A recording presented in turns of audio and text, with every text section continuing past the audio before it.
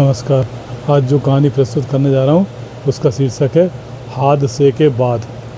मकान निर्माण कार्य के दौरान दूसरी मंजिल की छत से गिरे मांगीलाल मिस्त्री को हाथ पैर एवं रीढ़ की हड्डी के कारण दिव्यांग हुए 20 साल हो गए थे।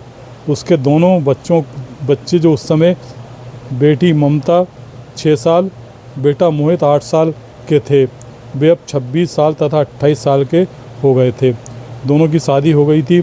मांगीलाल की पत्नी कमला भी 50 वर्ष की हो गई थी। मांगीलाल की मांगीलाल की उम्र 53 वर्ष की थी। कमला अब भी काम करने जाती थी, जबकि उसका बेटा मोहित उससे कई बार कह चुका था, मम्मी बहुत कर लिया काम, अब घर बैठकर आराम करो। अब तो आप नाती पोते वाली हो गई, इनके साथ रहकर अपने दिन आराम से गुजारो। वहीं मोहित उन्हें अपने साथ डुप्लेक्स में 4 दिन भी नहीं रख सका था। कारण कमला कहती, अभी मेरी उम्र आराम करने की नहीं है, जब 70 से ऊपर की हो जाऊंगी तब मुझसे काम छोड़ने की बात करना। मांगीलाल भी उससे काम छोड़ने की बात करता तो कमला उसे भी यही जवाब देती। कमला बड़ी जीवट वाली महिला थी। हालातों ने उसे मजबूत कर दिया था। कमला को 20 वर्ष पहले घटा वो हादसा अच्छी तरह याद है, जिसने मांगीलाल को पूरी तरह लाचार दिया था। जिस निर्माणाधीन मकान में कमला मजदूरी कर रही थी, उसी मकान में मांगीलाल मिस्त्री का काम कर रहा था। मांगीलाल मकान की दूसरी मंजिल पर काम कर रहा था। वो तगाड़ी हाथ में लिए कन्नी से मसाला निकाल रहा था। अचानक उसे ज़ोर से छींक आई, जिससे उसका संतुलन बिगड़ गया और वो सीधे नीचे आ गिरा। मजदूरों में अफरा तफरी मच गई। मांगीलाल गिरकर अचेत हो गया था। कमला दौड़ती हुई वहाँ आई। पति को इस हाल में देखा तो चक्कर खा के गिर पड़ी। कुछ उसे संभालने में लग गए। मकान के स्वामी ने उसको अस्पताल में भर्ती करा दिया तथा उसके इलाज में 20,000 रुपये खर्च कर आगे पैसे देने से मना कर दिया। कमला के दोनों बच्चे छोड़े थे। रीढ़ की हड्डी में फ्रैक्चर होने से वो चलने फिरने से मोहताज हो गया था। वो पूरे 6 महीने अस्पताल में रहा। कमला ने अपना मकान बेचकर मांगीलाल का इलाज कराया था। इतने इलाज के बाद भी मांगीलाल चलने फिरने लायक नहीं हो सका था। डॉक्टरों का कहना था कि इससे अधिक सुधार अब नहीं हो सकता। ऑपरेशन संभव नहीं है और अगर किया और सफल नहीं हुआ तो ये बैठ उठ भी नहीं चाह सकेंगे। अभी सहारे से थोड़ी देर तक रहते हैं, फिर ये भी नहीं हो सकेगा। मांगीलाल की अस्पताल से छुट्टी हो गई थी और वो घर आ गया था।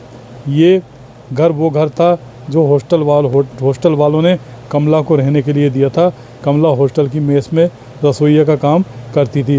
वहाँ काम करते हुए जो खाना बच जाता उसी से वे अपना पेट भर लेते थे। दोनों बच्चों का एडमिशन कमला ने सरकारी स्कूल में करा दिया था। घर में पति की देखभाल करती, घर का काम निपटाती, बच्चों को स्कूल छोड़ फिर काम पर जाती। दोपहर में घर आती तो 2 घंटे में घर के काम निपटाकर 5 बजे फिर हॉस्टल चली जाती तथा रात के 9 बजे घर आती। हॉस्टल का बचा खाना अपने साथ लेकर, जिसे सब खाकर अपना पेट भर लेते थे। एक बार जब वो मायके गई तो उसकी माँ ने उससे कहा, क्यों ना तू दूसरी शादी कर ले, अभी तेरी उम्र ही क्या है। कमला को अपनी माँ की ये बात अच्छी नहीं लगी। बोली, फिर मेरे बच्चों का और मेरे अपाहिज पति का क्या होगा। माँ बोली, उसकी चिंता छोड़, अपनी सोच। कमला कुछ बोली नहीं, लेकिन उसके बाद फिर से अपने मायके कभी नहीं गई। मांगीलाल का ख्याल भी उसे बच्चों की तरह रखना पड़ता था। वो खाना भी अपने हाथ से नहीं तथा पर कमला कभी हार नहीं मानती थी। परिस्थितियों से जूझना उसे अच्छी तरह याद आ गया था। उसकी लड़की ममता को उसने BA तक पढ़ाया था, फिर उसकी योग्य लड़के दिनेश से शादी करा दी थी। मोहित ने भी BCom करके कंपनी में अकाउंटेंट की नौकरी कर ली थी। धीरे धीरे घर की हालत सुधरने लगी थी।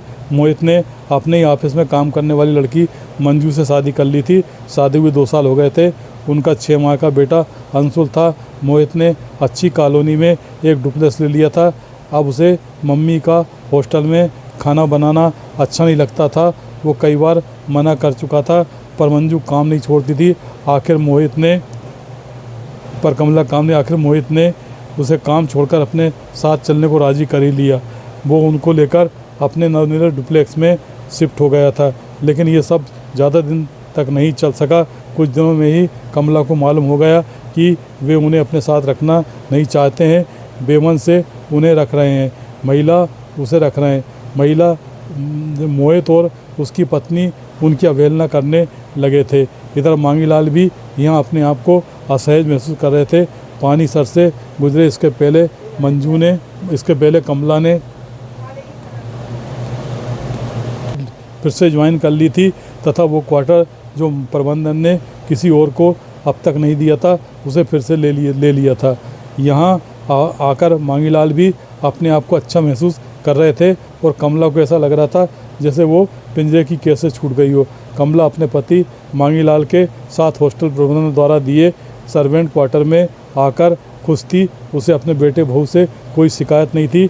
आखिर उन्हें भी तो अपनी ज़िंदगी अपने अनुसार जीने का हक था, तो वह रुकावट पैदा करने वाली कौन होती है। मांगीलाल कमला से कहते 20 साल पहले तूने मेरे कारण अपने माँ बाप को छोड़ दिया था और अब अपने बहू बेटे को और पोते को छोड़ दिया।